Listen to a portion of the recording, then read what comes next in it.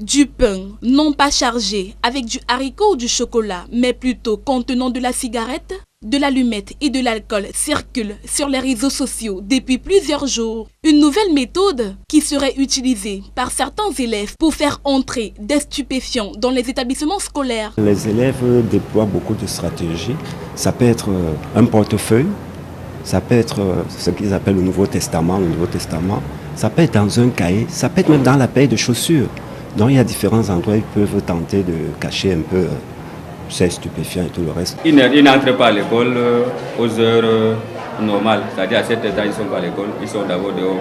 Donc, quand vous êtes en salle, ils escaladent. Donc ce sont ces élèves qui escaladent là qui ont souvent cette drogue-là. La consommation des drogues à l'école, selon des avis recueillis, est le fruit du suivisme, mais aussi de la démission de certains parents qui ne consacrent pas le temps nécessaire à l'encadrement de leurs enfants. Des mauvaises compagnies, l'éducation n'est pas trop fondée parce qu'il y a certains parents qui sont tellement occupés tout le temps, alors ils n'ont pas trop de temps pour les enfants, oui.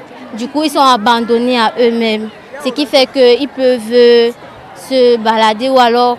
En fait, c'est le suivisme. La plupart du temps, c'est le suivisme. Face à ce fléau qui n'est pas sans conséquences sur la santé mentale et le devenir des jeunes, plusieurs stratégies sont employées par les responsables d'établissements scolaires pour endiguer le phénomène. En dehors du portail, dans les salles de classe, il y a des descentes inopinées, toujours avec des fouilles systématiques.